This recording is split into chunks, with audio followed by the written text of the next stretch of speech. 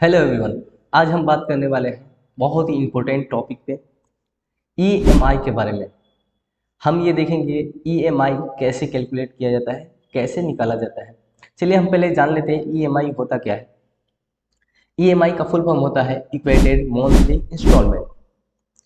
EMI को चलिए हम एक एग्जाम्पल के थ्रू देखते हैं कि इसे कहते क्या है।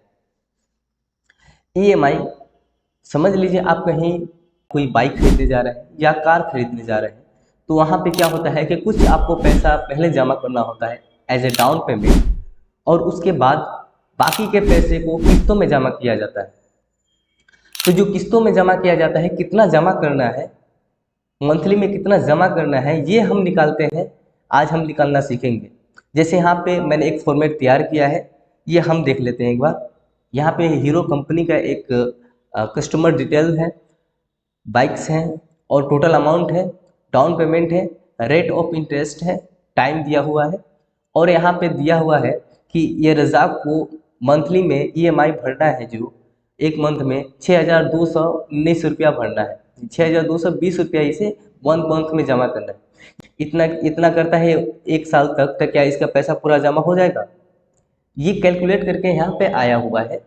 तो आज हम यही सीखेंगे कि ईएमआई कैसे निकाला जाता है। अगर कोई बंदा पूछ दे कि मैंने डाउन पेमेंट 25,000 किया है, टोटल अमाउंट था 95,000, रेट ऑफ इंटरेस्ट जो था 12%, इसे हम अच्छे से समझ जाते हैं। ओके, पहले समझते हैं रेट ऑफ इंटरेस्ट होता क्या है। देखिए, रेट ऑफ इंटरेस्ट ये एनुअल होता है। रेट ऑफ इंटरेस्ट जो होता है ये मंथली का नहीं है, ये मंथ का नहीं है। जो मंथ में आपको 12% इंटरेस्ट नहीं लगेगा, ये साल का आपका दिया हुआ है। यानी कि एक महीने का यहाँ पे लिखा रहे हैं ना, तो ये साल का है। ये एक महीने का कैलकुलेट वहाँ पे हुआ है, ये पूरा 12% कैलकुलेट करके यहाँ पे नहीं निकाला गया। तो हम क्या कहते हैं ना, एक साल का था। एनुअल जो होता है, रेट ऑफ इंटरेस्ट जो होता है वो एनुअल होता है। तो ये समझ गए, यहाँ पे टाइम दिया हुआ है, मतलब कि कितने साल तक रज़ाक को, कितने साल तक इसे ईएमआई भरना पड़ेगा। यानी कि एक साल तक अगर ईएमआई भरता है, हर मंथ 6,220 रुपया का भरता है, तो एक साल तक अगर भरता है, 12 महीने तक अगर ये किस्त भरता है, तो जा करके इसका पूरा अमाउंट क्लियर हो जाएगा। तो ये समझ चुके होंगे। तो आज यही मुझे सीखना है, यही हम सीखेंगे कि कैसे कैलकुलेट किया जाता है एक्सेल के अंदर। ओके, तो एक्सेल के अंदर कैसे कैलकुलेट किया जाता है आज हम सीखेंगे। तो चलिए हम शुरू करते हैं। सबसे पहले हम क्या करते हैं कि आप यहाँ पे डिटेल से पहले अच्छे से इसे देख लीजिए, फिर से हम डिटेल्स दिखा देते हैं। कस्टमर नेम है कुछ, जैसे यहाँ पे अयान है, सद्दाम है, आरिफ है। यहाँ पे अयान ने HF डीलक्स खरीदा 1,10,000 का, और उसे डाउन पेमेंट किया गया है 35,000। उसने डाउन पेमेंट किया। जस्ट उसी टाइम बाद जो बाकी का पैसा था उस पर 13% का इंटरेस्ट लगा। देखिए, जो डाउन पेमेंट होता है ना, उस पर इंटरेस्ट नहीं लगता है। डाउन पेमेंट जो हो गया उसके बाद बाकी जो पैसे बचे रहते उस पर इंटरेस्ट लगता है। ओके, उसके बाद इसका जो टाइम था 2 साल, यानी कि अयान को 2 साल तक उसे जमा करना पड़ेगा इतना पैसा, तब जाके इसका क्लियर होगा। तो आज यही हम देखेंगे कैसे निकालते हैं। हम यहाँ पे करते हैं डिलीट। पहले हम यहाँ पे इक्वल प्रेस करते हैं। आपको मालूम होना चाहिए एक्सेल के अंदर हम जब भी फॉर्मूला या फंक्शन यूज करते हैं तो इक्वल प्रेस करते हैं। इक्वल प्रेस मैंने किया। यहाँ पे एक्सेल का एक फंक्शन है जिसका नाम है PMT। PMT का यूज करके हम EMI निकालेंगे। तो चलिए हम शुरू करते हैं। इक्वल प्रेस किया मैंने, इक्वल प्रेस करके मैंने यहाँ पे लिखा PMT, यहाँ पे सजेशन दे दिया। अब टैब प्रेस करते हैं ताकि मुझे सिंटेक्स दिखे। टैब प्रेस किया। अब यहाँ पे पूछ रहा है रेट, यानी ये पूछा जा रहा है कि रेट ऑफ इंटरेस्ट पूछ रहा है। ये रेट पूछ रहा है तो हम यहाँ पे देंगे रेट ऑफ इंटरेस्ट। ओके, तो यहाँ पे हम रेट ऑफ इंटरेस्ट दे देते हैं, 12% है, इसे सेलेक्ट कर लेते हैं। लेकिन यहाँ पे ध्यान दीजिए, मैंने पहले क्या बोला था कि ये एक साल का 12% है, यानी साल भर का 12% इंटरेस्ट लगा हुआ उस पर। यानी एक मंथ का इंटरेस्ट कितना होगा ये हम देखेंगे। तो एक मंथ के लिए देखने के लिए हम 12 से भाग कर देते हैं।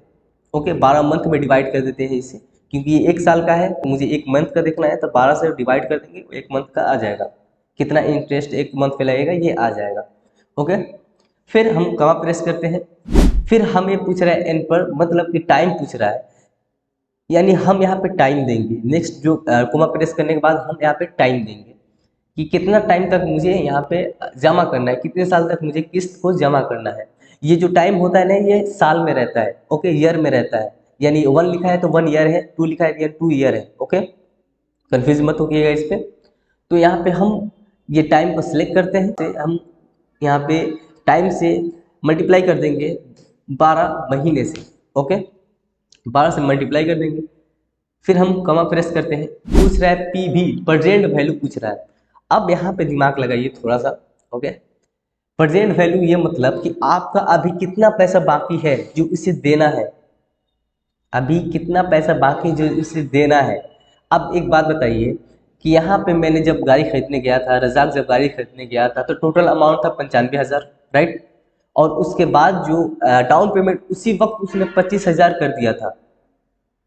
तो बाकी का पैसा जो बचा, डाउन पेमेंट करने के बाद जो अमाउंट बचा है, वो पूछ रहा है यहाँ पे बता दीजिए। तो हम क्या करते हैं, यहाँ पे सिलेक्ट कर लेते हैं, टोटल अमाउंट को माइनस कर देंगे डाउन पेमेंट, ओके। ये मेरा क्लियर हो गया। यहाँ से माइनस कर देंगे तो मेरा जितना बचेगा 25,000 देने के बाद 95,000 में जितना बचेगा उतना यहाँ पे वैल्यू आ जाएगा।